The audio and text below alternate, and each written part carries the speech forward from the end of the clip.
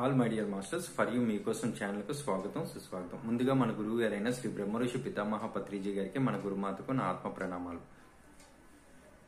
ఈరోజు మన ఛానల్లో మన గురువు గారైన శ్రీ బ్రహ్మఋషి పితామహ పత్రిజీ గారు అందించిన 18 ఆదర్శ సూత్రాలు, ఈ ఆణిముత్యాలు ఆత్మజ్ఞానం అందించినందుకు సీనియర్ పిరమిడ్ మాస్టర్ గారైన పద్మావతి గారు తెనాల నుంచి వచ్చారు మాస్టర్స్.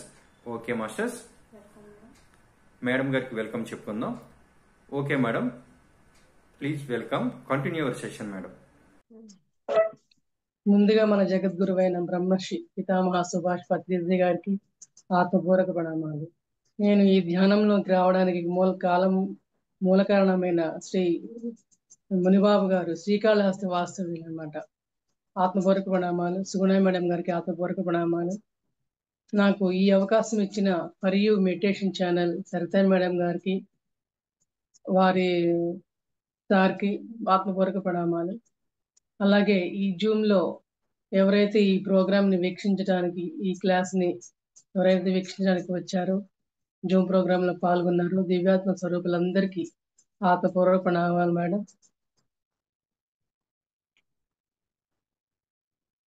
స్టార్ట్ చేస్తాను మేడం.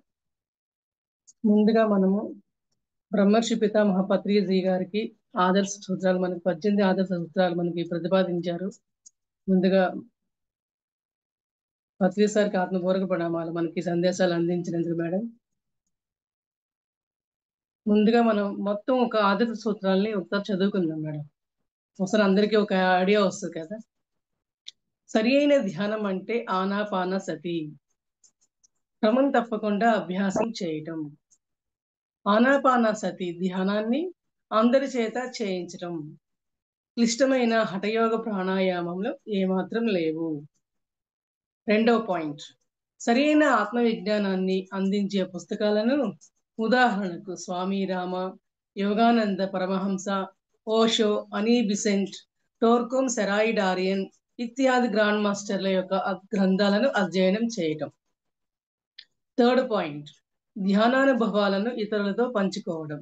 అందరి ధ్యానానుభవాలను శ్రద్ధగా వినడం. ఫోర్త్ పాయింట్, వీలైనంత వరకు మౌనాన్ని అలవర్చుకోవడం. అనవసరమైన ప్రాపంచిక మాటలు సంపూర్ణంగా నిషిద్ధం. 5వ పాయింట్, ప్రతి నెల పౌర్ణమి మరియు అమావాస్య రోజులలో తప్పనిసరిగా సామూహిక ధ్యానాలు చేయటం. 6వ పాయింట్, ధ్యానానికి పిరమిడ్ శక్తిని వినియోగించుకోవడం. ప్రతి ఇంటిలోనూ పిరమిడ్లు ఏర్పాటు చేసుకోవాలి. 7వ పాయింట్, అల్లోపతి మందులను పూర్తిగా మానివేయడం. సర్వదా ధ్యానాన్నే శరణ వేడుకోవడం. 8వ పాయింట్, కోడిగుడ్లతో సహా మాంసాహారాన్ని త్యజించడం. శాకాహారంలోనూ పరిమితమైన ఆహారమే యుక్తం. ప్రకృతితో సహజీవనం గడుపుతూ ఉండడం. ఇతోధికంగా అడవులలో ట్రెక్కింగులు చేయటము.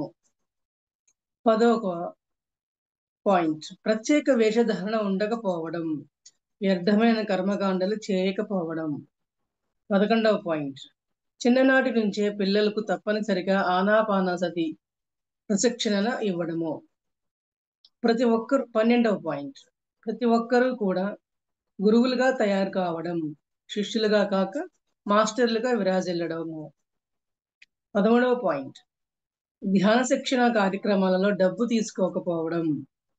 గురువుకి శిష్యుడికి మధ్య ఉండేది కేవలం స్నేహమే. 14వ పాయింట్, విగ్రహారాధన అన్నది సంపూర్ణంగా నిషిద్ధం.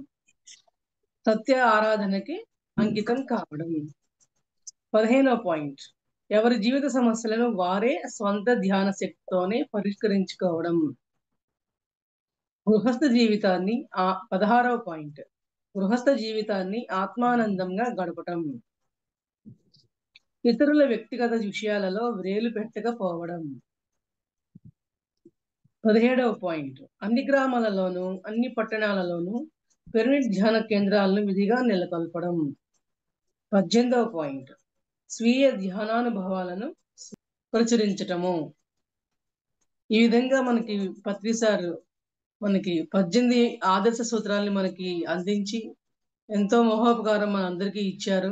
ఆయన ఎంతో కష్టపడి ఎంతో సుదీర్ఘమైన ప్రయాణం జరిపి ఆ ప్రయాణం అంతా ఆ జ్ఞానం అంతా మనకి అందించినందుకు బ్రహ్మర్షి పితామహ పత్రిజీ గారికి ఆత్మపూర్వక ప్రణామాలు తెలుపుకుందాం మాస్టర్. అయితే సరైన ధ్యానం అంటే ఆనాపాన సతి, క్రమం తప్పకుండా అభ్యాసం చేయడం. ఆనాపాన సతి ధ్యానాన్ని అందరి చేత చేయించటం. క్లిష్టమైన హఠయోగ ప్రాణాయామాలు ఏమాత్రము లేవు. మై డియర్ మాస్టర్స్, ముందుగా అందరం స్థిర సుఖ ఆసనం. మనం ముందుగా గురువులకి ఆహ్వానించుకుందాం. మన జగద్గురువైన బ్రహ్మర్షి పితామహ సుభాష్ పత్రిజీ గారికి ఆత్మపూర్వక ప్రణామాలు. ఆయన గురువు గారైన సదానంద యోగి గురువు గారికి ఆత్మపూర్వక ప్రణామాలు. హాస్టల్ మాస్టర్స్ ని మనం ఆహ్వానించుకుందాం. ప్రకృతి మాతను ఆహ్వానించుకుందాం మాస్టర్స్. మన గురుమండలి అందరినీ ఆహ్వానించుకుందాము. బుద్ధుడిని ఆహ్వానించుకుందాం.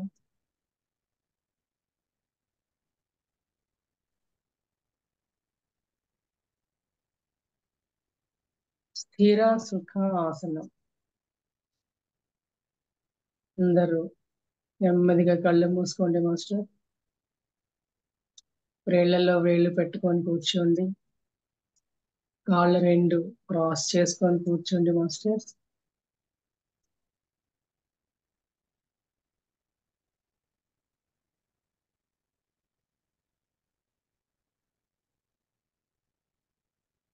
శ్వాస మీద ధ్యాస.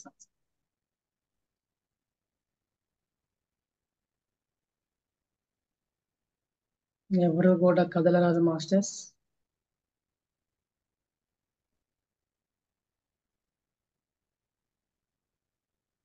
మనకి ఎటువంటి రూపాన్ని కానీ, ఎటువంటి నామస్మరణ కానీ, ఎటువంటి మంత్రోపదేశాలు కానీ ఏవి వల్లించుకోవద్దు మాస్టర్స్. నిశ్చలంగా కూర్చోండి.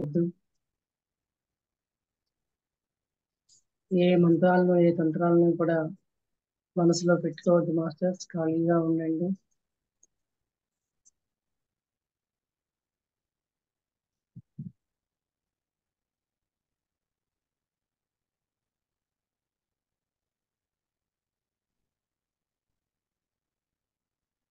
ఆలోచనలు వస్తూ ఉంటాయి మాస్టర్స్. కట్ చేద్దాం. ఎప్పుడైతే మనం ఖాళీగా స్థిరంగా కూర్చోవాలి అనుకుంటామో అప్పుడే సర్వం ఆలోచనలు వస్తూ ఉంటాయి. మాస్టర్స్, చిత్తవృత్తి నిరోధం. చిత్తవృత్తి నిరోధంతో చేసుకుందాం మాస్టర్స్ అందరం.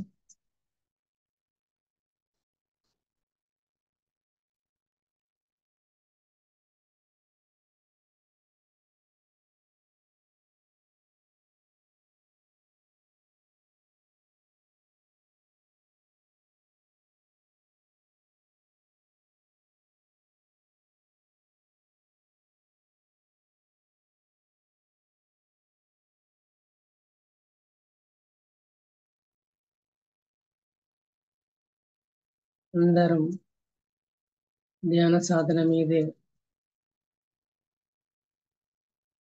ఫోకస్ చేద్దాం మాస్టర్స్. చిత్తవృత్తి నిరోధంగా ఉందాం. ముఖం మీద పాకుతున్నట్లుగాను, ఒంటి మీద ఏదో పాకుతున్నట్లుగాను, కాళ్ళు నొప్పులుగాను, ఆవలింతల రూపంలో వస్తూ ఉంటాయి మాస్టర్స్. అయినా కూడా ఎవరు ముఖం మీద చేతి పెట్టి రుద్దుకోరాదు.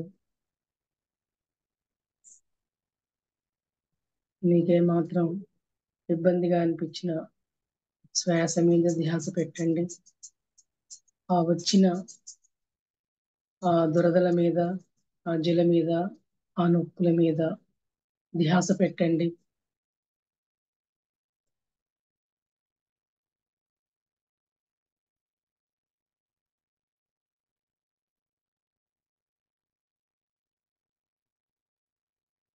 కళ్ళు మూస్తే అంతర్ ప్రపంచం, కళ్ళు తెరిస్తే బాహ్య ప్రపంచం మాస్టర్స్. అందరం కళ్ళు మూసుకొని శ్వాస మీద ధ్యాస పెట్టుకుందాం. ఎటువంటి ఇచ్చింగ్స్ వచ్చినా, దురదలు వచ్చినా, తిమ్మిర్లు వచ్చినా, ఆవలింతలు వచ్చినా, కాళ్ళు నొప్పులు వచ్చినా కూడాను ఎవరు కదలదు మాస్టర్స్. ఆ వచ్చిన ఆ దురదల మీద ఏదైతే ఉందో పెయిన్స్ మీదే మన దృష్టిని మరల్చండి. గమనించండి మాస్టర్స్. గమనిస్తే కొంత సమయం తర్వాత అవి పోతాయి. ప్రయత్నించండి.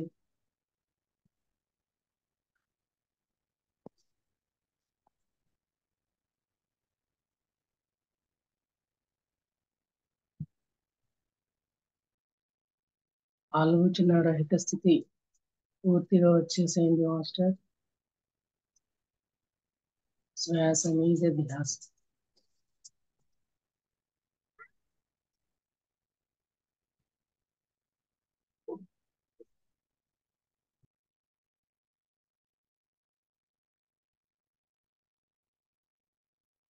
మనకి బుద్ధుడు అందించిన ఆనాపానాసతిని నిరంతరం సాధన చేద్దాం మాస్టర్స్.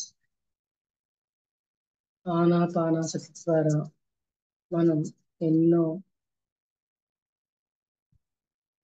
దుర్గుణాలను పోగొట్టుకునే అవకాశం ఉంటుంది మాస్టర్స్. ఎన్నో అవగాహన చేసుకోవడం జరుగుతుంది మాస్టర్స్. ఎంతో జ్ఞానాన్ని పొందడం జరుగుతుంది.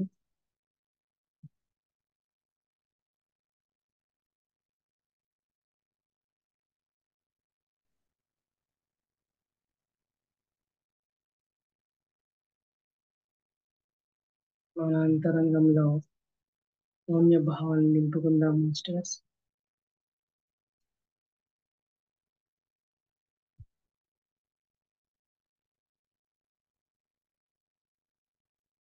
మరి నా అంతరంగం శూన్యం కావాలంటే శ్వాస మీద ధ్యాస పెట్టవలసిందే మాస్టర్స్.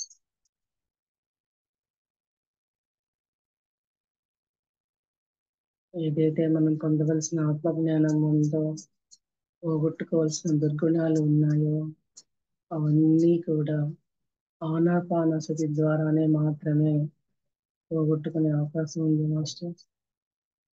మనం ఏదైనా సరే రాబట్టుకోవాలన్నా, పోగొట్టుకోవాలన్నా మనకి ఆనాపానసతి జ్ఞానాన్ని మనకు పత్రిజీ గారు అందించారు. మనకు అందించిన ఈ ఆనాపానసతి జ్ఞానాన్ని మనం చేజిక్కించుకుందాం మాస్టర్స్. ఎవరు దుర్వినియోగం చేయవద్దు. శ్వాస మీద ధ్యాస. ఎవరి వయసు ఎంతో 8 నిమిషాలు ధ్యాస పెట్టమని చెప్తారు పత్రిజీ గారు. కానీ సాధారణ మొదటి రోజుల్లో మాత్రమే అలా ప్రయత్నం చేయండి మాస్టర్. నెమ్మదిగా గంట తర్వాత 2 గంటలు, 3 గంటలు, 4 గంటలు అట్లా రోజు రోజుకి క్రమక్రమంగా ధ్యాన సాధన సమయాన్ని పెంచుకుంటూ ఉండాలి మాస్టర్స్. చిన్నపిల్లలైతే 5 సంవత్సరాల వయసు నుంచి ధ్యాన సాధన చేయవచ్చు. వారు కూడా వారి వయసుకు తగినంతగా ధ్యానం చేయవచ్చు మాస్టర్. మనం చిన్నపిల్లల నుంచే ధ్యాన సాధనని అవలంబిద్దాం.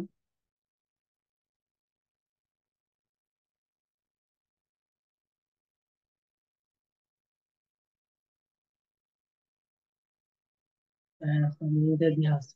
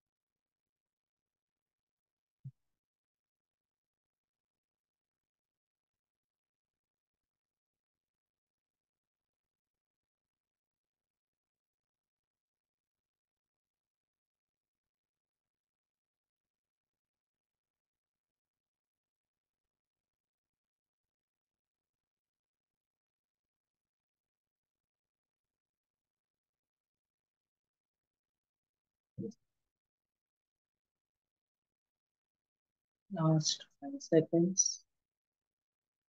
My dear masters, అందరం చేతి వేళ్లను కంటి మీద బోర్లించుకుందాం.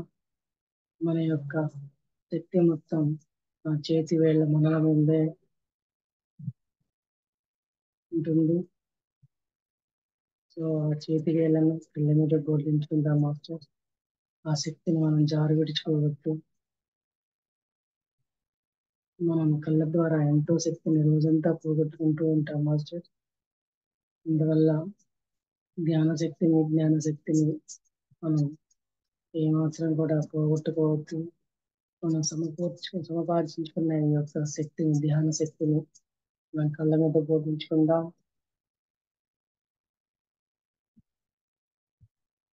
1 minute ఉందండి మాస్టర్స్.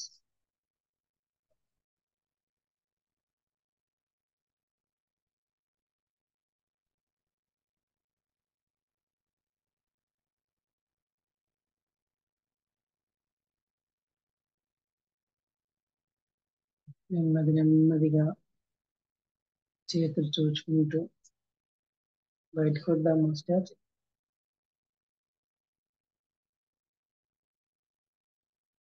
నెమ్మదిగా చేతి వేళ్ళని నెమ్మదిగా తీస్తూ చేతిని చూసుకుంటూ బయటకు వద్దాం.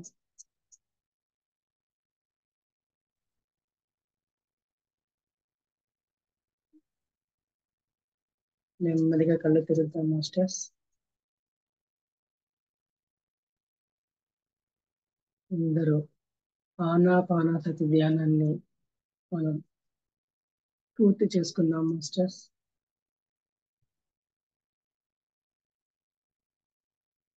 ఇంకా ప్రతిసారి సూచించిన 18 ఆదర్శ సూత్రాల యొక్క వివరాలను తెలుసుకునే ప్రయత్నం చేద్దాం మాస్టర్స్.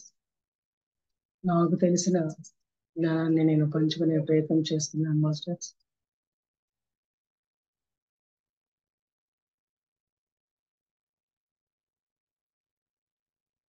ముందుగా మనం ఆనాపానసతి యొక్క జ్ఞానాన్ని ఒక పాయింట్ చదువుకున్నాక, ధ్యానం అంటే ఆనాపానసతి. ఆనాపానసతిని క్రమం తప్పకుండా అభ్యాసం చేయండి. ఆనాపానసతి ధ్యానాన్ని అందరి చేత చేయించటం క్లిష్టమైన హఠయోగ ప్రాణాయామాలు ఏమాత్రము లేవు.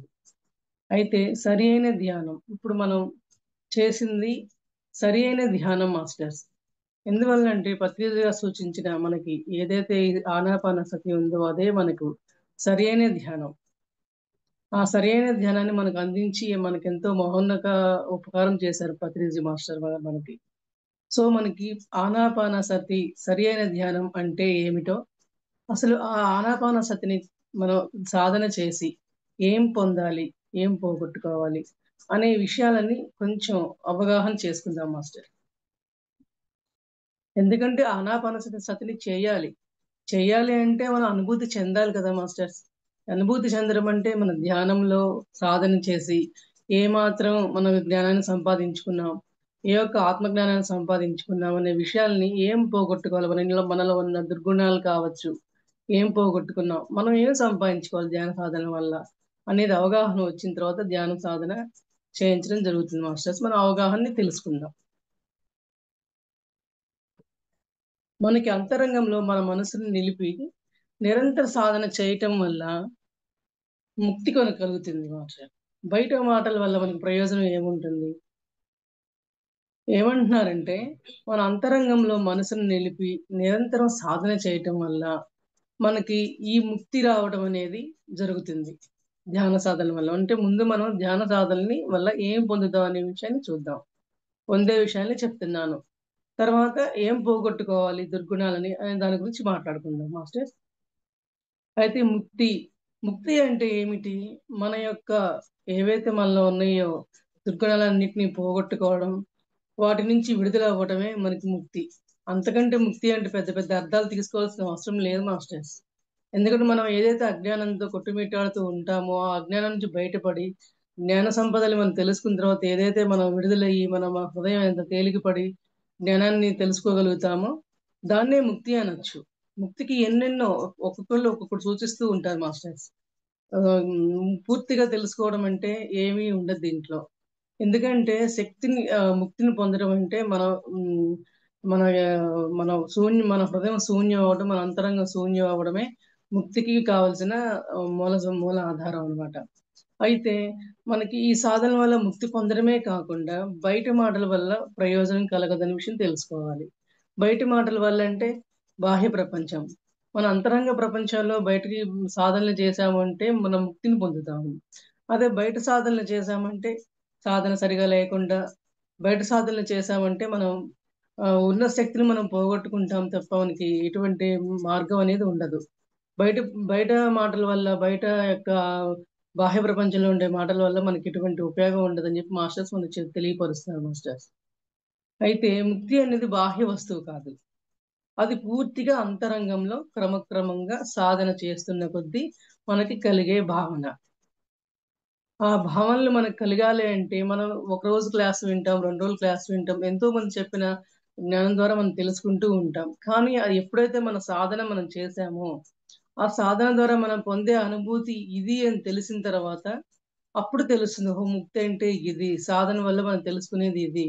అప్పుడు మనకి ఎంత హాయిగా అనిపిస్తుందంటే, ఒక అజ్ఞానం నుంచి వీడి జ్ఞానంలో పందాలు మనం అడుగు పెడుతున్నామంటే, అప్పుడు తెలుస్తుంది మాస్టర్స్ దాని యొక్క విలువ, ఆనందం ఏంటో. ఓకేనా? అయితే అంతరంగంలో అనువుగా ఉండడం అంటే ఏంటి? తెలివితో శక్తిని శోధిస్తేనే లభ్యమవుతుంది. అంటే ఏం శోధించాలి? ఆనాపానసతిలో శ్వాస మీద ధ్యాస పెట్టి సాధించాలి. అవునా మాస్టర్స్? అయితే సాధన చేస్తూ ఉండగా ముక్తికి మనకు దగ్గరవుతూ ఉంటాం. ఎప్పుడైనా సరే ముక్తికి దగ్గరవుతూ ఉంటాం, ముక్తి పొందుతూ ఉంటామని మనం ఎన్ని మాటలు చెప్పుకున్నా గాని సాధన ద్వారానే సాధ్యమని తెలియపరుస్తున్నారు మనకి. ఆనాపానసతి సాధన మాత్రమే. అయితే ముక్తి అంటే ఆత్మానుభవంతో కూడిన బుద్ధి వికాసం. అదే కదా మాస్టర్స్! మన యొక్క అజ్ఞానం నుంచి విడిపోవటం అని చెప్పుకున్నాము. మాస్టర్స్ ఆత్మజ్ఞానంతో కూడిన బుద్ధి వికాసం అని చెప్పారు. ఆ బుద్ధి వికాసం మనం పొందామంటే మనం ముక్తిలోకి అడుగుపెట్టడమే అని అర్థం. ఓకేనా మాస్టర్స్? అయితే పూర్ణ దుఃఖరాహిత్య స్థితి.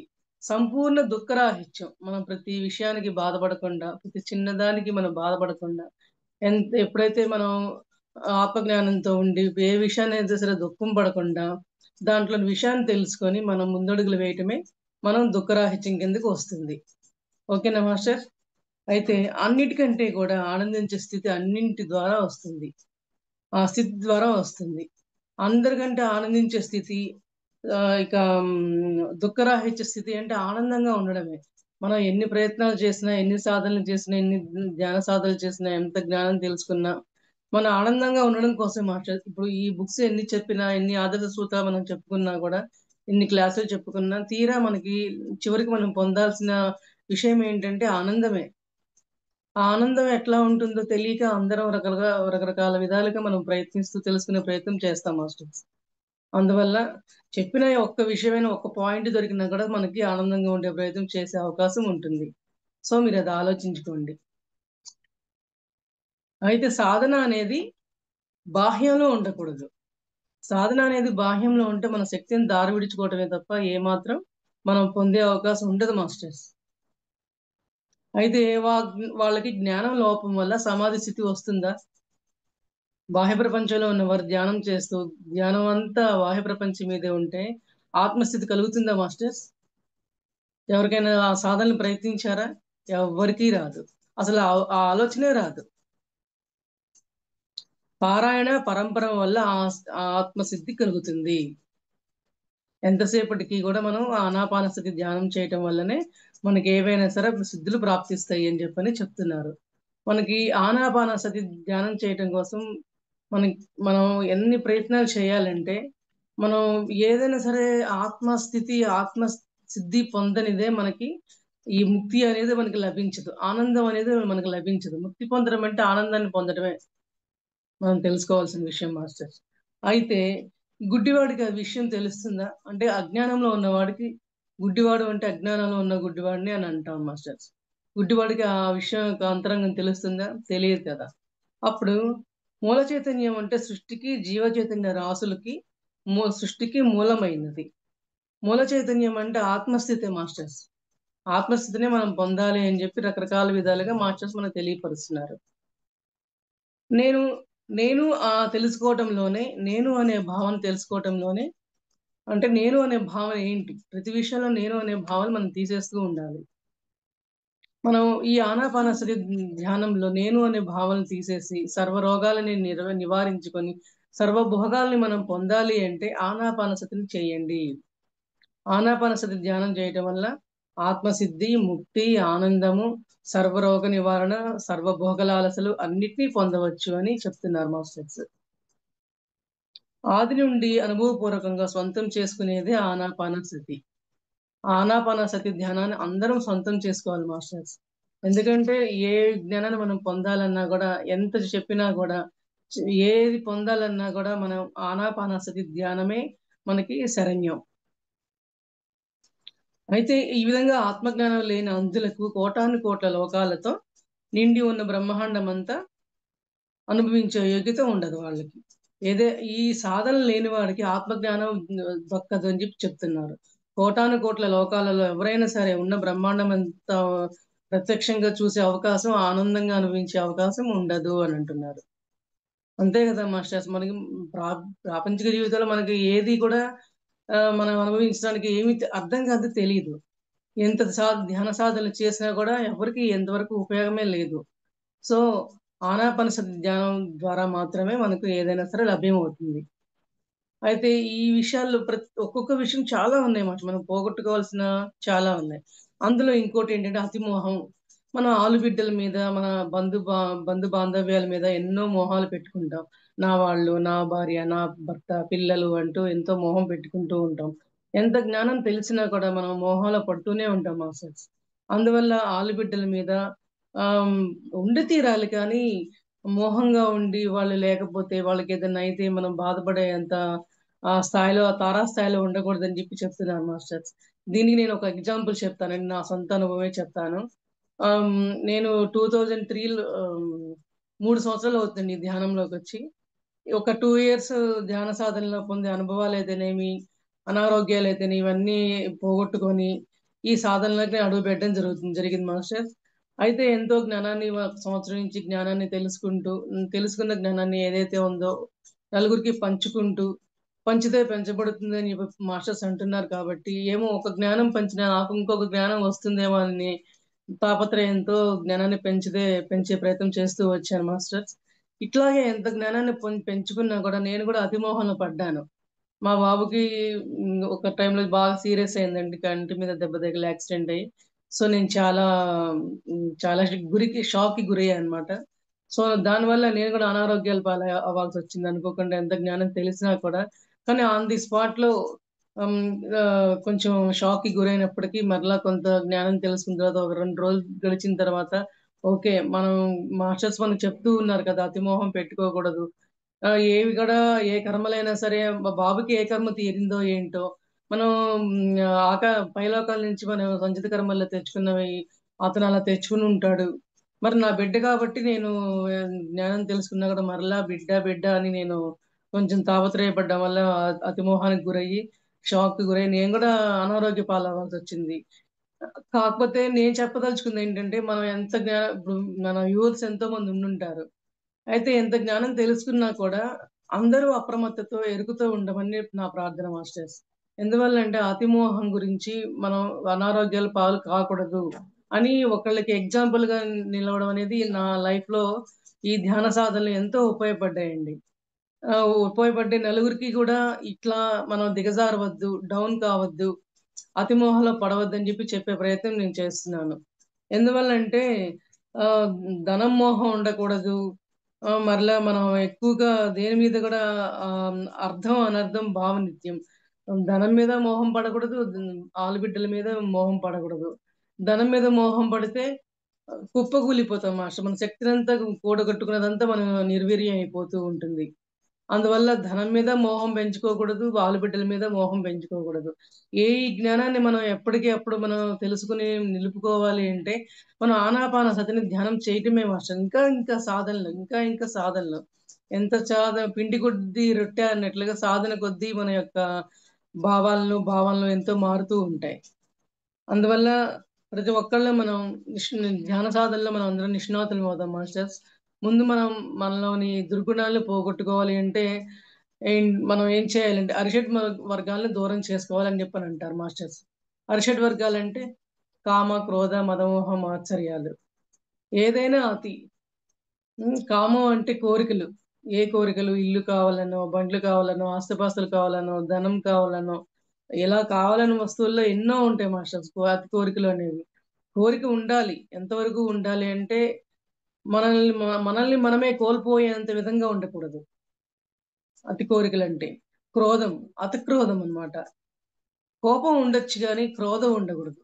కోపానికి, క్రోధానికి చాలా తేడా ఉంది మాస్టర్స్. కోపం అంటే తాత్కాలికంగా వచ్చిపోతుంది. క్రోధం అంటే ఎప్పటికీ నిలుస్తుంది. చాలా కాలం వరకు నిలుస్తుంది. ఆ క్రోధం నిలుపుకోవడం వల్ల ఏమవుతుంది? మళ్ళీ మన అనారోగ్యాల పాలవుతాము. మన శక్తినంతా కూడగట్టుకున్న శక్తినంతా మనం నిర్వీర్యం చేసుకుంటాము. మనం అనారోగ్యాల పాలైపోతూ ఉంటాము క్రోధం వల్ల. అందువల్ల మనం క్రోధాన్ని విడిచిపెట్టి కోపం వరకే ఉండిపోదాం అంతే. కోపం అనేది అనారోగ్యం కాదు, అపశృతి కాదు. తాత్కాలికంగా ఆ విషయాన్ని నిర్వర్తించడం కోసం వచ్చే కోపం మాత్రమే అన్నమాట. అలాగే మోహము. మోహము అంటే కామము అన్న మోహము అన్న శారీరకంగానే కాదు మాస్టర్స్. ఎటువంటి బాహ్యమైన కోరికలు వాటిని కూడా కామమోహాలని చెప్పి ఉపయోగిస్తూ ఉంటారు ఆధ్యాత్మిక పరిభాషల్లో. సో మనం ఏ విషయానికైనా సరే ఎందులో కానీ అతి మోహాన్ని పెంచుకోవద్దు. దేనికి అతివ సర్వత్రా వర్జయేత్ అని అన్నారు. అందువల్ల అతి ఎప్పటికైనా సరే ప్రమాదమే. ఏదైనా సరే మధ్య మార్గం అన్నట్లుగా మన పత్రిసారి చెప్పినట్టుగా మధ్యలో ఉండాలి. ఎక్కువ వద్దు, తక్కువ వద్దు. అవునా మాస్టర్స్? అయితే మదమాశ్చర్యాలు. మదం అంటే గర్వం. నేనే గొప్ప, నాకే గొప్ప, నేనే అందరికంటే గొప్పవాడిని, నేనే అందరికంటే ఆస్తిపరుణ్ణి, నేనే అందరికంటే తెలియగలవాడిని, నా దగ్గర డబ్బు చాలా ఉంది, ధనం చాలా ఉంది అని ఆ గర్వపడకూడదు. అహంకారం చూపెట్టకూడదు అని చెప్పని అర్థం అన్నమాట ఇక్కడ. మదం అంటే మాత్సర్యం. వాత్సల్యము అతి. అసూయ.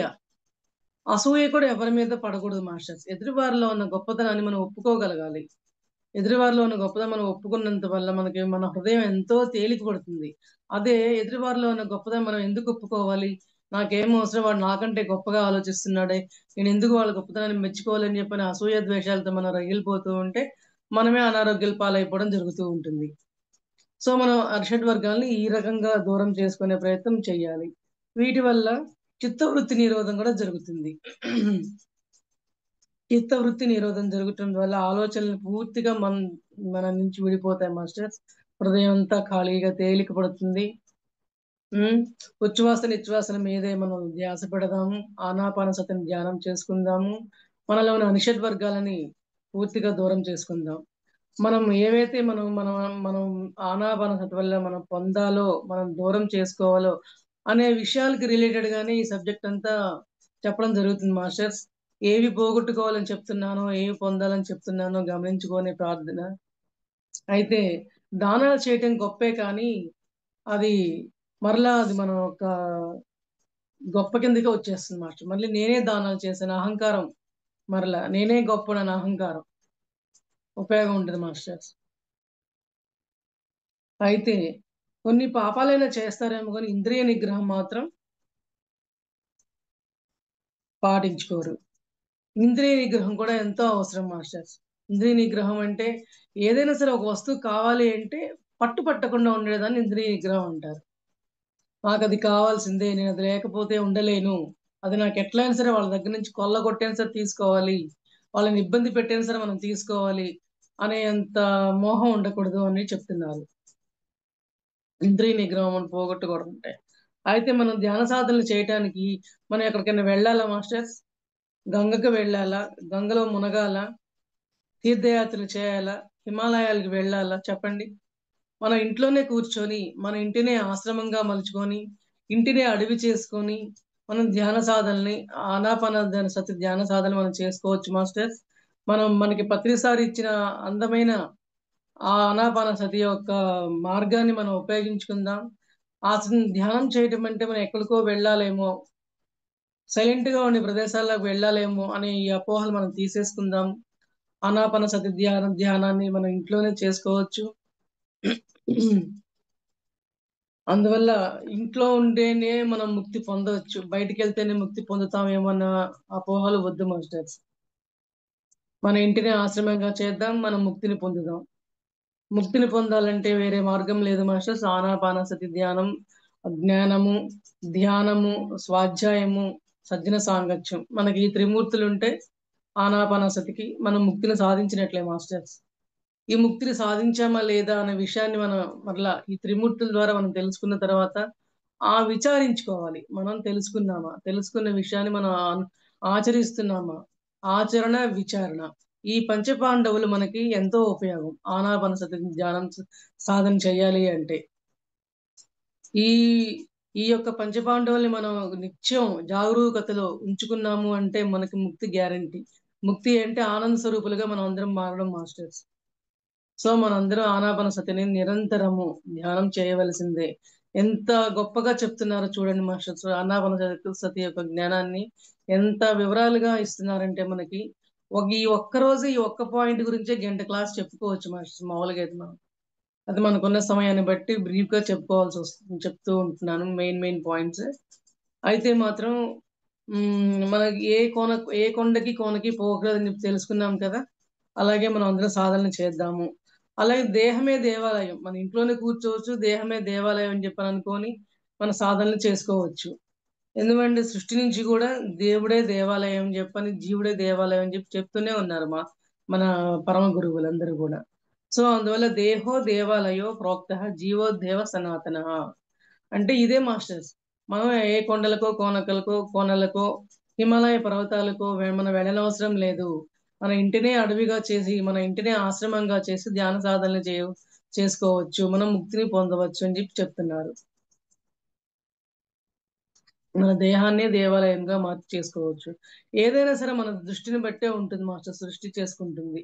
అయితే మనం ఉన్న చోటుని ఆశ్రమంగా మలుచుకున్నామంటే, ధ్యాన సాధనలు మనం చేసుకున్నామంటే, నిర్విరామంగా కొనసాగించామంటే మనం కంపల్సరీ ముక్తిని పొందడం అనేది ఏమాత్రం అసాధ్యమైన పని కానే కాదు, ఎంతో సుసాధ్యం అన్నమాట.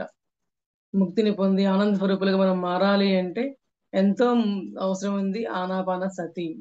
అయితే ఈ ఆనాపానసతిని ఎప్పటి నుంచి పొందాలి అంటే చిన్న వయసు నుంచి కనీసం 5 సంవత్సరాల వయసు నుంచి మన ఆనాపానసతి ధ్యానాన్ని చేయవచ్చు.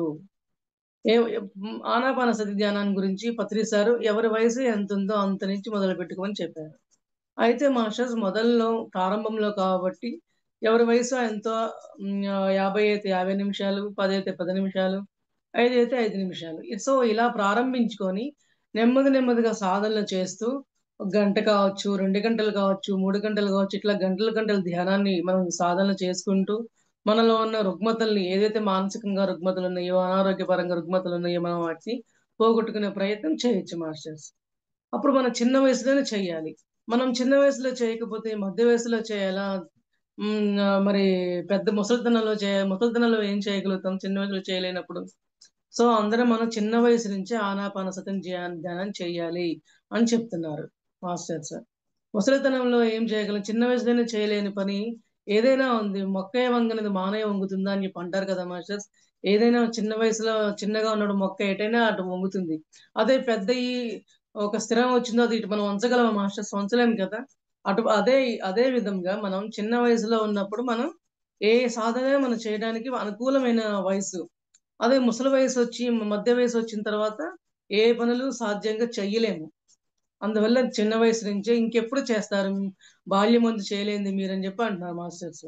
బాల్యమందు నుంచే మనం ప్రారంభిద్దాం. బాల్య వయసులో చేయకపోతే యవ్వనంలో చేయలేము, మధ్య వయసులో చేయలేము, ముసలితనంలో అసలే చేయలేము మాస్టర్స్. ఆనాపానసతిని ధ్యానం చేయాలంటే వయసు ప్రకారం కూడా మనం ఏమాత్రం సమయాన్ని వృధా చేయకుండా 5 సంవత్సరాల వయసు నుంచే పిల్లలకి ధ్యానం చేపిస్తూ పెద్దవారితో సహా వాళ్ళకు కూడా అవగాహన కలిగిస్తూ ఉండండి మాస్టర్స్. అదే చెప్పబడుతోంది. అయితే ఆదిశంకరాచార్య కాలంలో, వేమన కాలంలో కానీ మనస్సు ఒకే విధంగా ఉంటుంది. అప్పటికి ఇప్పటికీ కూడా ఆనాపానసతి ధ్యానం అంటే ఆనాపానసతి ధ్యానమే. ఎప్పటికీ ఒకటి ఉంది అంటే అది మారదు కదా మాస్టర్స్. ఎప్పుడు సత్యం అనేది ఎప్పటికీ మారదు. అదే ఆనాపానసతి ధ్యానం కూడా అంతే అన్నమాట. అయితే మనం ఇంకొకటి విషయం తెలుసుకోవాలి. నేను అనే భావనలో నేను అని నా అంతరంగంలో ఏ పని చేసినా నేనే చేశాను. నాకంటే ఎవరూ చేయలేరు. నాకంటే గొప్పవారు ఎవరూ లేరు. నేనెంతో గొప్పవాడిని. నేనెంతో సాధించాను. ఎంతో పొందాను. మనం ధ్యానం చేసి ఎంతో జ్ఞానాన్ని పొందినా కూడా దాంట్లో కూడా అహంకారం వస్తుంది మాస్టర్స్. నేనెంతో ధ్యాన సాధనలు చేస్తాను. నేనెంతో జ్ఞానం ఉంది. నా జ్ఞానం ద్వారా నాకంటే జ్ఞానం నేర్చుకున్న వాళ్ళు ఎవరూ లేరు. అందరూ నాకంటే చిన్న స్థాయిలో ఉన్నవారే. నన్ను మించినోళ్ళే లేరని చెప్పి అహంకారం. నేను అనే భావన. నేనే చేయగలను. నాకే కావాలి.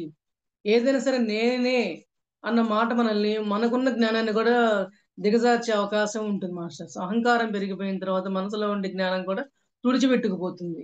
సో, అందువల్ల నేను అనే భావన మనం తీసేసుకుందాం మాస్టర్స్. ఎందుకంటే ఏదైనా స్వానుభవం ద్వారానే నేను అనేది శరీరం కాదు. నిజానికి ఆత్మని నేను అని తెలుసుకునే ప్రయత్నం చేయాలి కదా! మనం భూమి మీదకు వచ్చిన విషయం ఎందుకు? మనం బాహ్య ప్రపంచంలో వచ్చి మనం శరీరం తీసుకొని ఆత్మగాను మనం ధ్యాన సాధనలు చేసుకుంటూ మనకు శరీరం అవసరమే. ఎందుకు అవసరము? మనకి భూమి మీద ఏవైతే కొన్ని కొన్ని కార్యక్రమాలు ఉన్నాయో అది శరీరం ఉంటేనే మనం నిర్వర్తించుకోగలం. అందుకోసం మాత్రమే మనం సరైన ఎంతవరకు అవసరమో అంతవరకు ధన సంపాదన, గృహము, నిత్యావసరాలు ఎంతైతే సరైనది తీసుకుంటూ ఆత్మ ద్వారా మనం ఏం సాధనలు చేయాలనే విషయం తెలుసుకునే ప్రయత్నం చేయాలి మాస్టర్. అందువల్లనే ధ్యాన సాధనలో అడుగు పెట్టాలి.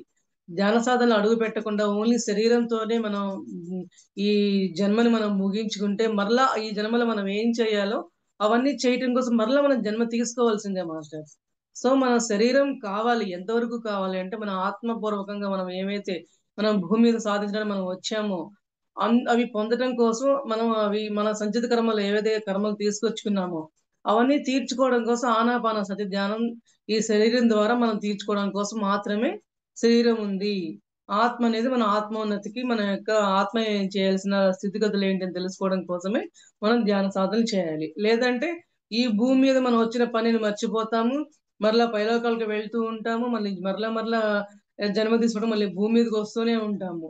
సో, ఈ మరలా భూమి మీదకి రాకుండా ఉండాలి అంటే, మనం ఏదో విధంగా ఆనాపానసతి ధ్యానం ఎక్కడ చెప్తారా? ఎవరి ద్వారా మనం తెలుసుకుంటామా?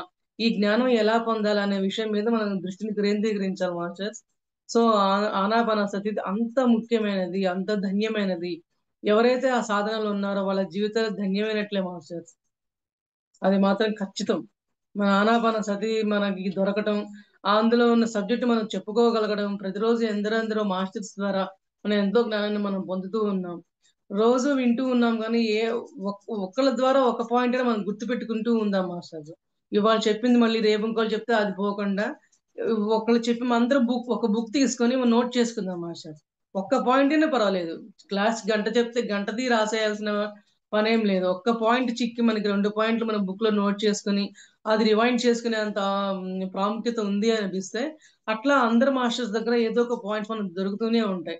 సో, మనం అందరి జ్ఞానాన్ని మనం అలా తీసుకొని మనం యొక్క ఈ క్లాసెస్ పెట్టించిన వారి యొక్క ప్రయోజనాన్ని మనం పొందుదాం మాస్టర్స్. అది నేను చెప్పదలుచుకున్నాను. అయితే ఆనాపానసతి ధ్యానాన్ని చేయించటం. ఆనాపానసతి ధ్యానాన్ని మనం అందరితో ఎందుకు చేయించడం అంటే, మనం చేయటమే కాదు. పత్రి సార్ ఒకటే అన్నారు. పత్రి సార్ నేను చేయటమే కాదు, నేను పొందటమే కాదు, నా వల్ల అందరూ పొందాలి. అందరూ కూడా ఈ ఆనాపానసతి ధ్యానాన్ని చేస్తూ ఉండాలి. సో, ఆ ధ్యానాన్ని మనం పంచుతూ ఉండాలి. పంచుతూ ఉండాలి, పెంచుతూ ఉండాలి. ధ్యానం అందరితో చేయిస్తూ ఉండాలి. ఏ ఒక్కరికే పరిమితం కాదు మాస్టర్ ధ్యాన సాధన అనేది. అందరిది. ఇది అందరిది. అందరి చేత మనం ధ్యానం సాధన చేస్తూ ఉండాలి. అందరితో చేయిస్తూ ఉండాలి. అందరితో చేయిస్తూ ఉండడం వల్ల మన యొక్క ఆధ్యాత్మిక పురోగతి కూడా ఎంతో ఉపయోగపరంగా అభివృద్ధి మార్గాల్లో పయనిస్తూ ఉంటాం మనం కూడా. అయితే ఇందులో క్లిష్టమైన హఠయోగ ప్రాణాయామాలు ఏమి లేవు మాస్టర్స్. ఎందువల్లంటే చాలా చాలా మెడిటేషన్స్‌లో ఎన్నో 108 రకాలు ఉన్నాయి అంటుంటారు. అయితే వాటిట్లో ఒక్కొక్కటి ఒక్కొక్క హ్మ్, విధానాలు ఎన్నో ఉంటాయి కదా! వారివి. ఆనాపానసతిలో ఇటువంటి విషయాలైతే వేరే వాడి దాంట్లో ఇంకోటుంటాయి. కానీ క్లిష్టతరమైనవి కూడా చాలా రకాలుంటాయన్నమాట. ఈ శ్వాస మీద బంధించాలనో, కుంభించాలనో ఇటువంటి సాధనలు కాకుండా కష్టతరమైన సాధనలు కాకుండా మన సాధన ఎలా ఉంటుంది? హాయిగా స్థిర సుఖ ఆసనం వేసుకుంటాము, శ్వాస మీద ధ్యాస పెట్టుకుంటాము. ఎలా అయినా కూర్చోవచ్చు అని చెప్తారు. మనం కుర్చీలో అయినా కూర్చోవచ్చు, నేల మీదైనా కూర్చోవచ్చు, మంచం మీదైనా కూర్చోవచ్చు. నీకు ఎట్లా కూర్చోడానికి అవకాశం ఉందో అలా కూర్చునే అవకాశం మనకి హ్యాపీగా ఇచ్చారు పత్రి సార్. అంతేగాని బిగుసుకొని కూర్చోవాలి, అసలు కదలకూడదు, ఇంకేదో చేయకూడదు. కదలకూడదనేది ఉన్నది. కానీ అది ఎందుకున్నదంటే, ఆ యొక్క ప్రాసెస్‌లు జరుగుతూ ఉండడం వల్ల మనకి ఎన్నో రుగ్మతలు పోతాయన్నమాట. మనకి ఓర్పు కూడా వస్తుంది. శారీరక పరంగా రుగ్మతలు పోగొట్టుకుంటే, ఎన్నెన్నో నాడీ మండల శుద్ధి జరిగి ఎన్నో రుగ్మతలు మనం పోగొట్టుకుంటే, నాడీ మండల శుద్ధి కంపల్సరీ జరగాలి మాస్టర్స్. ఈ నాడీ మండల శుద్ధి ఎందుకు జరగాలి అంటే, మన జ్ఞానం అప్పుడే వస్తుంది. ఈ విషయంలో నేను చాలా ఎగ్జాంపుల్ మాస్టర్. నాడీ మండల శుద్ధి నాకు చాలా అంటే చాలా బాగా ప్రాసెస్‌లు ఎంతంటే అంత విపరీతమైన ప్రాసెస్‌లు జరిగినాయన్నమాట. ఎంతో అనారోగ్యాన్ని పోగొట్టుకున్నాను. లేని జ్ఞానాన్ని నేను సంపాదించుకున్నాను. నాకు ఒక టైంలో మాట్లాడాలన్నా, ఏదైనా చెప్పాలన్నా కూడా ఎంతో అసలు చాలా పిరికితనంగా, భయంగా ఉండేదాన్ని, మొహమాటంగా ఉండేదాన్ని. అలాంటిది ధ్యానంలోకొచ్చిన తర్వాత ఎంతో ధైర్యం వచ్చింది మాస్టర్స్. చాలా నాకనిపించిన విషయాన్ని ఇంకొకళ్ళు చెప్పే ప్రయత్నం చేయడానికి ఎంత ధైర్యం వచ్చిందంటే, ఎవరైనా అనుకుంటారేమో సరిగ్గా చెప్పకపోతే అన్న ఆలోచన కూడా లేదు మాస్టర్. అంత ధైర్యం ఇస్తుంది. ఎందుకంటే మనకు తెలిసిన విషయాన్ని ఒక్కటి చెప్పడానికైనా సరే మనకి ముందడుగులు వేయాలని చెప్పి ప్రతిసారి చెప్పారు. ధ్యానం చేయకపోవడం ఎంత తప్పో, ధ్యానం తెలిసిన తర్వాత, మనకు తెలిసిన విషయాలు తెలిసిన తర్వాత ఇంకొకరు తెలియ చెప్పకపోవడం కూడా అంతే తప్పు అని చెప్పన్నారు పత్రి సార్. నాకది మైండ్‌లో బాగా ఇంజెక్ట్ అయింది మాస్టర్స్. అందువల్ల నాకు తెలిసిన ఏ జ్ఞానమైతే ఉందో అది నలుగురికి పంచే ప్రయత్నం నా వంతుగా నేను కృషి చేస్తున్నాను. మాస్టర్స్ యొక్క ఆశీర్వాదాల వల్ల. సో, అందువల్ల ఈ హఠయోగాలలో ఎన్నో కష్టాలున్నాయి. కానీ ఆనాపానసతిలో ఎటువంటి కష్టాలు లేవన్నమాట. నాడీ మండల శుద్ధి జరిగిన తర్వాత ఎంత హ్యాపీగా, ఎంత ఆనందంగా ఉంటామంటే, ప్రత్యక్ష సాక్షిని నేను. మీలో ఎవరికైనా ఏదైనా డౌట్‌లుంటే, నా ఫోను నంబర్ తీసుకొని మేడం దగ్గర మీరు నన్ను అడగొచ్చు. ఇందాక మనం ధ్యానం చేసేటప్పుడు మరి మొఖం మీద పాకుతూ ఉంటాయి, నొప్పులొస్తూ ఉంటాయి. ఎందుకంటే, ఈ ధ్యానంలో వచ్చే నొప్పులు పురుటి నొప్పుల్లా కూడా కొన్నుంటాయి కొంతమందికి. ఇంకో విషయం, ఈ ముఖ్యమైన పాయింట్ ఏంటంటే మాస్టర్స్, ఈ ఆనాపానసతిలో వచ్చే ఈ నొప్పులైతే కావచ్చు, ఈ ఆవలింతలు కావచ్చు, ఈ కాళ్ళ తిమ్మిర్లు గానీ, నొప్పులు గానీ, ఏవైనా సరే ఒకళ్ళతో ఒకళ్ళు ఎప్పుడు పోల్చుకోవద్దు మాస్టర్స్. ఒకళ్ళకొకళ్ళకి సంబంధం ఎప్పుడూ ఉండదు. ఎవరి కర్మానుసారం వాళ్ళకి జరుగుతాయే తప్ప, వాళ్ళకి జరిగిందేమో, వాళ్ళ బాడీ ఊగుతుంది, వాళ్ళు పడిపోతున్నారు, వాళ్ళు లేచి డాన్స్ చేస్తున్నారు ధ్యానంలోనే. ఇట్లా ఎన్నో జరుగుతాయి మాస్టర్స్. ఇయన్నీ చూసి గూడా మనం ఎక్కడా గూడా మనం ధైర్యం కోల్పోవద్దు. ఎందుకంటే ఈ విషయంలో కూడా నేనే ఎగ్జాంపుల్ మాస్టర్స్. నేను ధ్యానంకొచ్చిన మొదట్లో ఇట్లా తిమ్మిర్లు రావడం, ఇలాంటి పెయిన్స్ అవ్వడము, ఇలా ఊగడము, ఇలా పడిపోవడం అలాంటివి చూసి నేను ఏంటబ్బా! ఇలా జరుగుతుంది. ఎక్కడా ఇది వినలేదే, ఎక్కడా చూడలేదే. అయినా కూడా వాళ్ళు బాగుంటున్నారే, ఏ బాధలు పడట్లేదు. ఒక జూమ్ క్లాస్‌లో మునిబాబు గారి జూమ్‌లో నేను ధ్యానానికి 3 సంవత్సరాల క్రితం జాయిన్ అయ్యాను మాస్టర్స్. ఆ జాయిన్ అయిన కొత్తల్లో ఉండే అనుభవం నేను చెప్తున్నాననమాట. ఎందుకంటే ఇది అందరికీ అవసరం అనమాట. ఈ ధ్యానంలో ఈ పెయిన్స్ ఎందుకొస్తాయి? ఈ బాడీ రొటేషన్ ఎందుకవుతుంది? ఈ హెడ్ రొటేట్ ఎందుకవుతూ ఉంటుంది? బాడీ ఎందుకు షేకులయిపోతూ ఉంటాయి? దాని యొక్క నేను రహస్యం తెలుసుకున్న తర్వాత నేను ఎన్నో ప్రాసెస్‌లు నేను జరిపించుకొని, నాడీమండల శుద్ధి ద్వారా ఎంతో జ్ఞానాన్ని తెలుసుకొని, ధైర్యం కూడబెట్టుకొని, ధ్యానంలో వెనక్కి అంజు వేయకుండానే ఇంట్లో కూడా మా హౌస్‌లో కూడా మా పేరెంట్స్ వాళ్ళు గాని, మా అత్తమామల వాళ్ళ వైపు గాని ఎవ్వరు ఇష్టపడరనమాట. అయినా కూడా వాళ్ళందరికీ నేను జ్ఞానాన్ని పంచి మీరెవ్వరు అపోహపడొద్దు. ఇందులో ఏదో అవుతుందో, ఏదో ఊగితే ఏమైనా అవుతుందేమోనని ఎవ్వరు అపోహపడొద్దు మాస్టర్స్.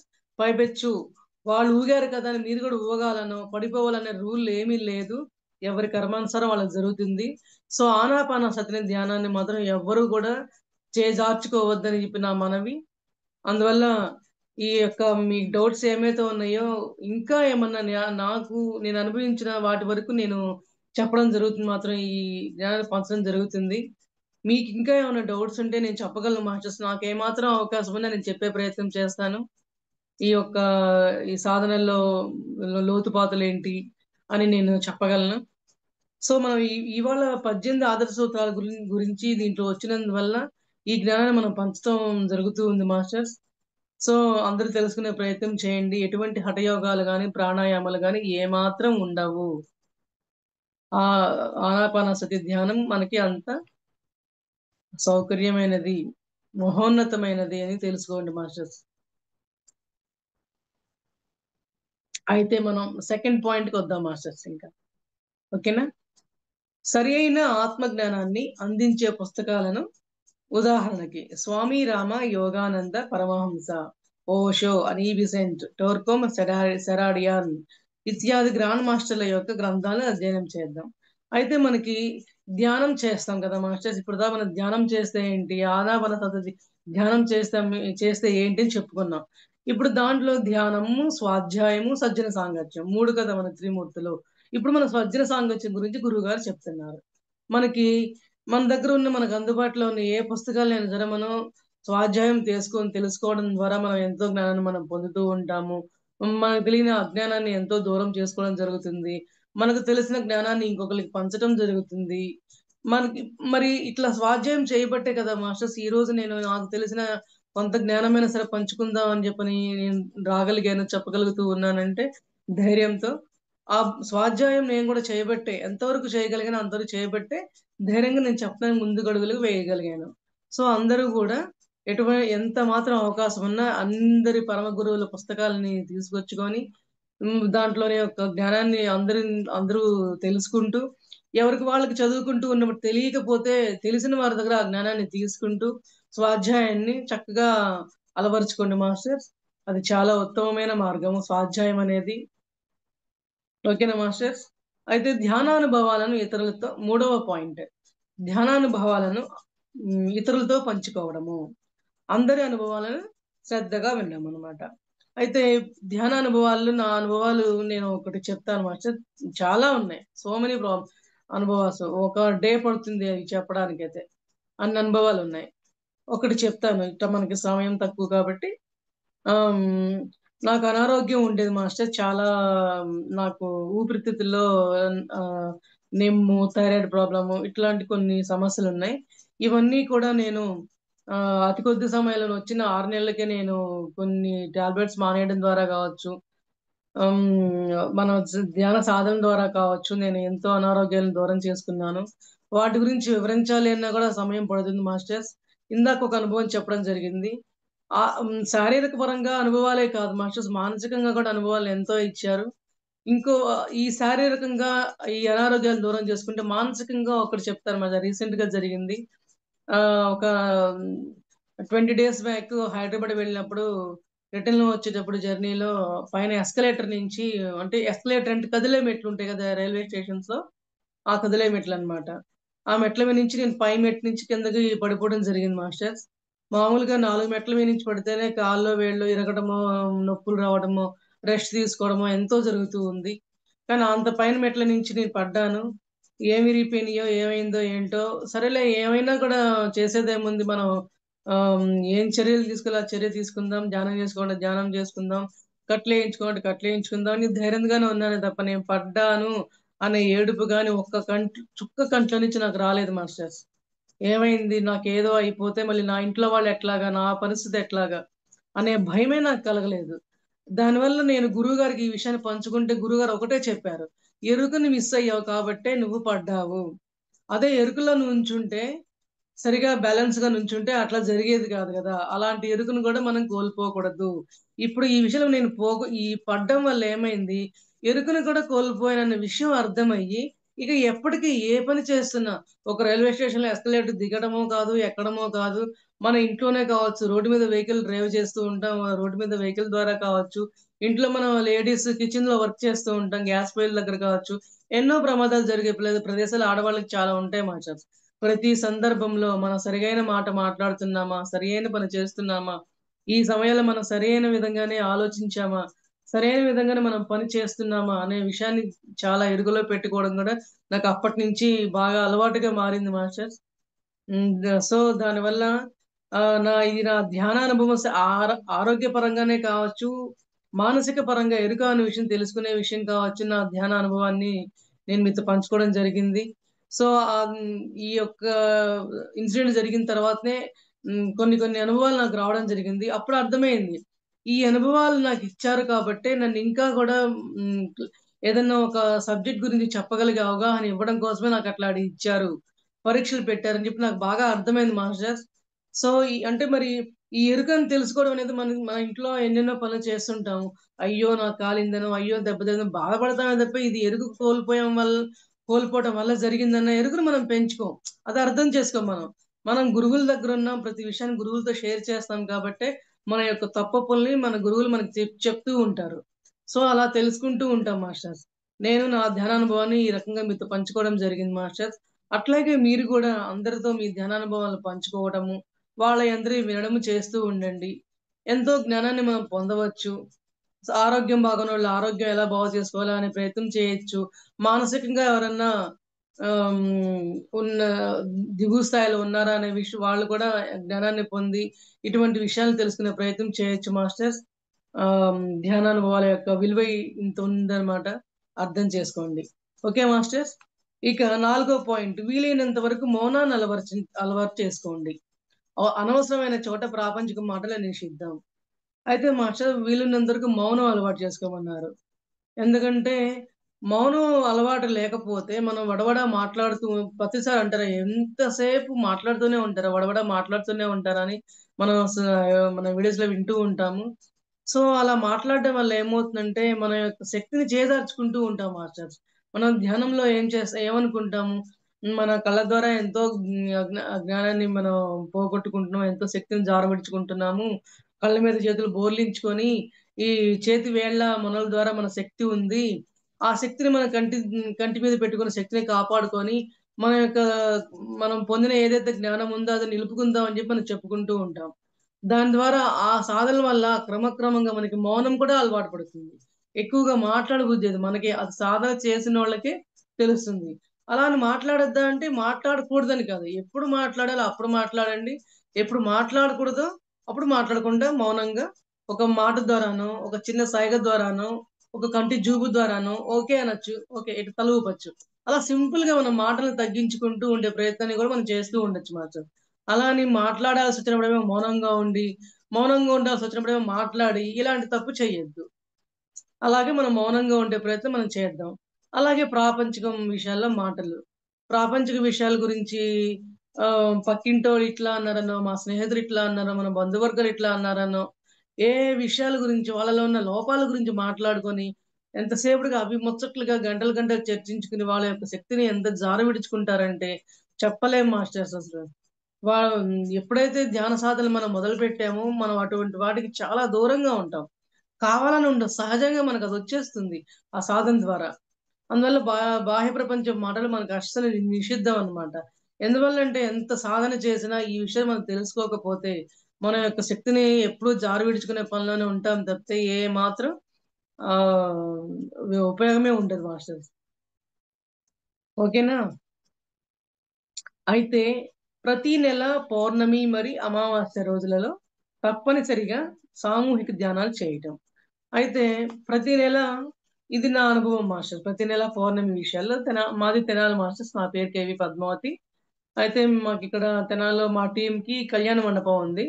రాధాకృష్ణ కళ్యాణ మండపం అని. ఆ నెలలో కళ్యాణ మండపంలో మేము ప్రతి నెల హ్మ్, ధ్యాన కార్యక్రమాలు నిర్వహిస్తూ ఉంటాము. కనీసం 100 మంది దాకా వస్తారు ఇంచుమించు. అందరికి ధ్యానం నేర్పించడం గాని, అప్పుడప్పుడు అవకాశం ఉన్నప్పుడు గురువుగారిని పిలిపించటం గాని, ప్రతి పౌర్ణమికి ధ్యానాలు చేయించటం కానీ, కొత్త వాళ్ళని సేకరించి వాళ్ళకి ధ్యానం ఆనాపానసతి ధ్యానం వివరాలు చెప్పి, వాళ్ళని ప్రతి నెల పౌర్ణమి ధ్యానాలకి రమ్మని ఆహ్వానించి, ఇట్లా మేము చేస్తూ ఉంటాం మాస్టర్స్. అక్కడ అప్పుడప్పుడు బయట మాస్టర్స్‌ని పిలిపిస్తూ ఉంటాము. అక్కడ మోక్షలత దేవి మేడం అని ఒక మేడం ఉన్నారు. ఆ మేడమును నేను క్లాసెస్ చెప్తూ ఉంటాము. వచ్చిన వాళ్ళకి మోటివేట్ చేస్తూ ఉంటాం. డౌట్స్ ఏమన్నా ఉంటే క్లియర్ చేస్తూ ఉంటాం మేడం. ఈ రకంగా మేము పౌర్ణమి క్లాసులను నిర్వర్తించి మాస్టర్ గారు ఇచ్చిన ఏదైతే మన ప్రతిసారి ఇచ్చిన అవకాశాన్ని చక్కగా ఉపయోగించుకుంటూ ఆ సాధనని చేస్తూ ముందడుగులేస్తూ ఉన్నాం మాస్టర్స్. ఈ పౌర్ణమి ధ్యానం గురించి ఇది నా అభిప్రాయం. నా నా యొక్క అనుభూతి. కానీ పౌర్ణమి ధ్యానంలో చాలా అత్యుత్తమమైన శక్తి వస్తుంది మాస్టర్స్. అందువల్ల ప్రత్యేకంగా పౌర్ణమి, అమావాస్య ధ్యానాలు ఎందుకు చేయమంటారు? మనం పండగలకే ఎందుకు సెపరేట్‌గా వంటలు వండుకుంటాం? ఏదో ఒక ప్రత్యేకత ఉందనే కదా! అట్లాగే పౌర్ణమి ధ్యానానికి కూడా ఏదో ఒక ప్రత్యేకత ఉంది కాబట్టే, ఆ శక్తిని మనం రిసీవ్ చేసుకోవడంలో ఎంతో గొప్పతనం ఉంది కాబట్టే, ఆ శక్తిలో ఎంతో జ్ఞానం గాని, శక్తి గాని ఉంది కాబట్టే, పౌర్ణమి ధ్యానాన్ని మనం చేయమని చెప్తూ ఉన్నారు మాస్టర్స్. సో మనం అందరం కూడా దాన్ని నిర్వహించుకుందాం. అయితే 6వ పాయింట్, ధ్యానానికి పిరమిడ్ని వినియోగించుకోవడము. ప్రతి ఇంటిలోనూ పిరమిడ్లు ఏర్పాటు చేసుకోవాలి. అయితే ప్రతి ఒక్కరికి ప్రతి ఒక్కరికి ధ్యానం చేసిన ప్రతి ఒక్కరికి మనం పిరమిడ్ల యొక్క శక్తిని తెలియపరుస్తూ ఉండాలి. పిరమిడ్ పెట్టుకుంటే ఏంటి? పిరమిడ్లు పెట్టుకునే విషయంలో ఎంతో మందికి ఎన్నో అపోహలు ఉన్నాయి మాస్టర్. చాలా మంది తెలిసి తెలియకుండా కూడా దాన్ని ఉపయోగించుకునే విషయంలో అపోహలు పడుతూ ఉంటారు. కానీ మనకేదైనా సమస్యొచ్చినా టోపీలా మనం పెట్టుకోవడమే కాదు మాస్టర్స్. సపోజ్ మనకిక్కడ పెయిన్ ఉంది. మనం ఇక్కడ పిరమిడ్ పెట్టుకొని మనం సాధన చేయొచ్చు. మన వీపు మీద ఉంది. వెన్నుపూస మీద పిరమిడ్ పెట్టుకొని మనం సాధన చేయొచ్చు. అలాగే కాళ్ళ మీద, చేతుల మీద, పొట్ట మీద అలా పెట్టుకొని మనం ఆ యొక్క శక్తిని మనం వినియోగించుకోవచ్చు మాస్టర్స్. దీంట్లో నాకొక్క అనుభవం ఉంది మాస్టర్స్. ఇది నేను నా సాధన చేసేటప్పుడు పొట్ట మీద పెట్టుకున్నాను మాస్టర్స్. నాకు చిన్న వయసప్పటి నుంచి పీరియడ్స్ టైంలో పెయినొస్తుంది బాగా. సో, దానివల్ల ఎన్నో మెడిసిన్స్ వాడుతూ ఉండేదాన్ని. సో, నాకు పొట్ట మీద పెట్టుకొని ధ్యానం చేయటం వల్ల ఆ రోజు ఏమైందంటే జస్ట్ పెట్టుకున్న ఆ రోజు అనుకున్న పిరమిడ్ అంటారు అందరూ. దాని శక్తి అమోఘం అంటారు. సరే చూద్దాం అని చెప్పి పెట్టుకున్నాను మాస్టర్స్ అంతే. ఒక్క నిమిషం, 2 నిమిషాలు అవ్వచ్చేమో అంతే. నాకైతే టైమే తెలియలే ధ్యానంలో. పెట్టుకున్న 5 నిమిషాలకే నాకు ధ్యానంలో సాయిబాబా ఎట్లా మన అన్నం చేత్తో తిప్పుతూ ఉంటారో, అట్లాగే ఒక గురువుగారు ఎవరో నాకు ఫేస్ కనపడలా. ఇంత పెద్ద కుండలో అంటే మన పొట్ట అనేది ఒక కుండగా మలుచుకుంటే ఎన్నో పాములనమాట. పాములు తీసి బయటేస్తున్నారు. అది నేను చూసుకున్నా మరలా వాళ్ళట్లా వేయటం. బాప్రే! నా పొట్టలో ఇంత హ్మ్, ఈ ఇన్ని ఉన్నాయా? అని నేనే బాబోయ్! అని ఎనర్జిటిక్‌గా ఫీల్ అయ్యానన్నమాట.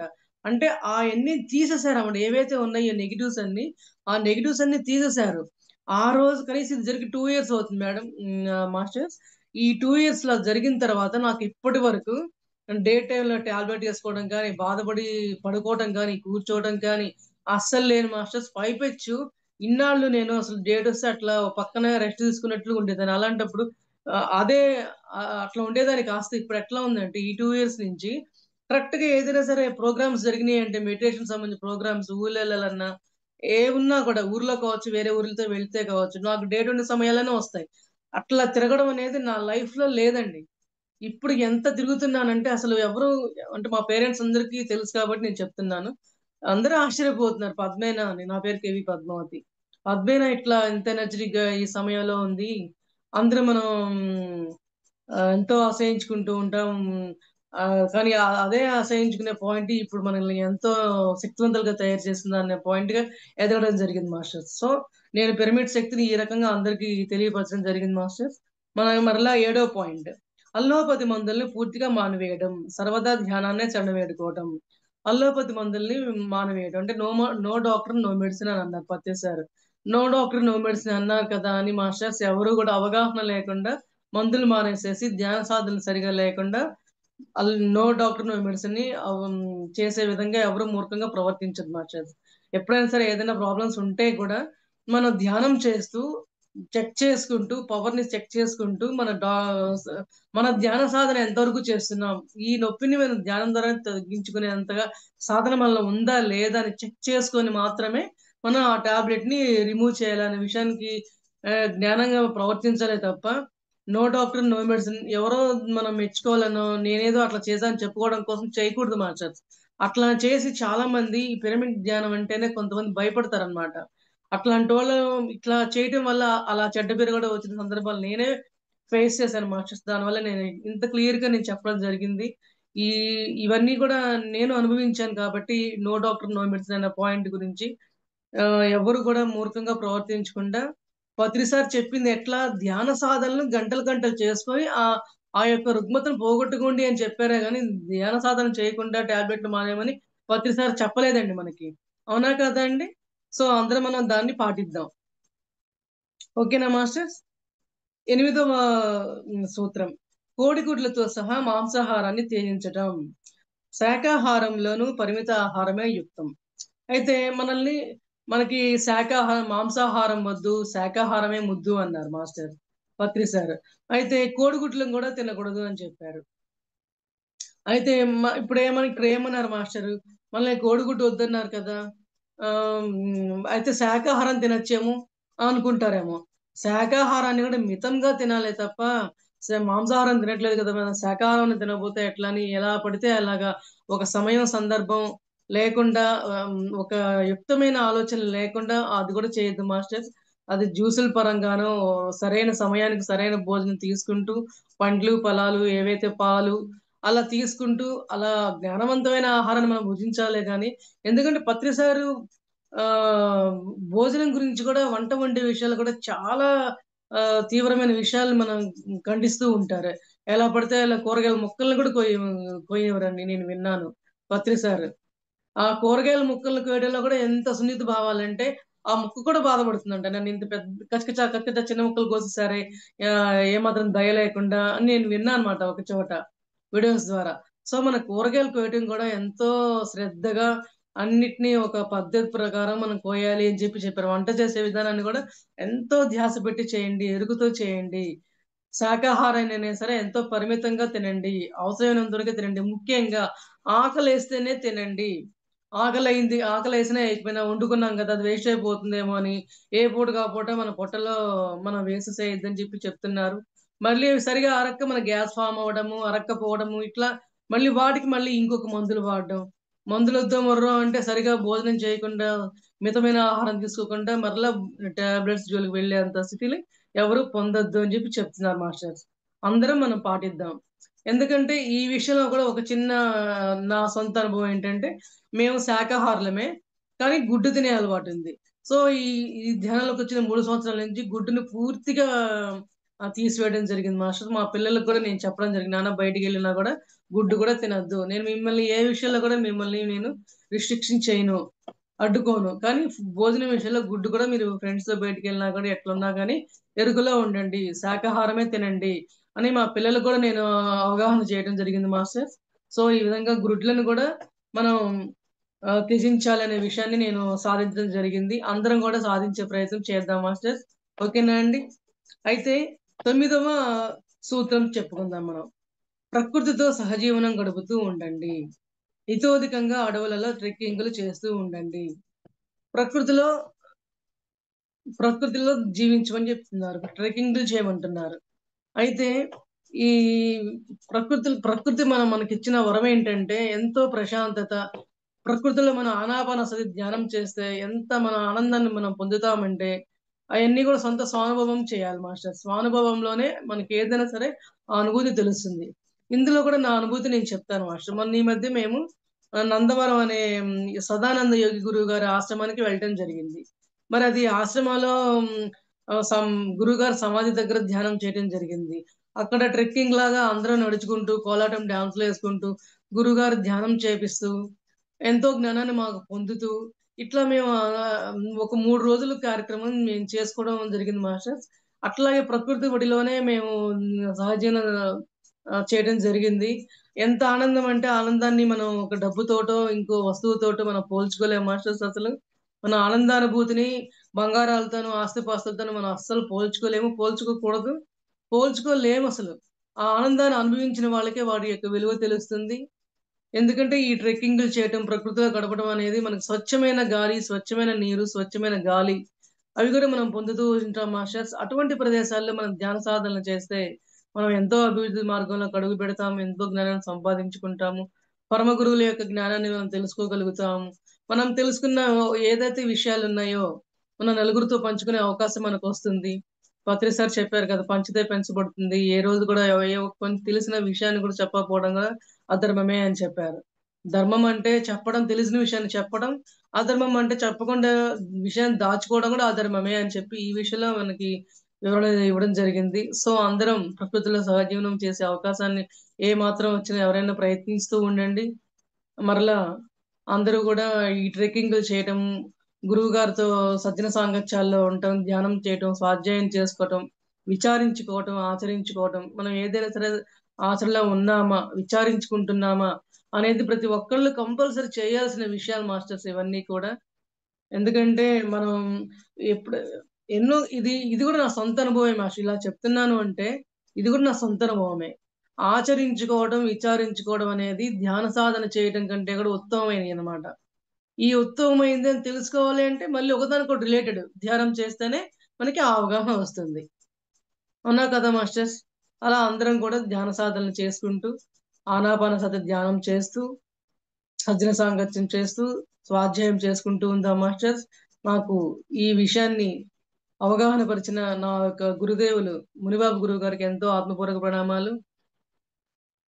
నాకు ఈ అవగాహన కార్యక్రమాన్ని చెప్పగలిగే అవకాశాన్ని ఇచ్చిన సరితా మేడం గారికి, సార్కి నా యొక్క ఆత్మపూర్వక ప్రణామాలు తెలియపరుస్తున్నాను మాస్టర్స్. అలాగే మీరందరూ నా క్లాసు విన్నందుకు మీ అందరికీ కూడా ఎంతో ఆత్మపూర్వక ప్రణామాలు. Thank you masters. Thank you so much. Okay masters, thank you madam. For you మీకోసం మన ఛానల్కి వచ్చి ఎంతో ఆత్మజ్ఞానాన్ని అందించినందుకు థ్యాంక్ యూ మేడం.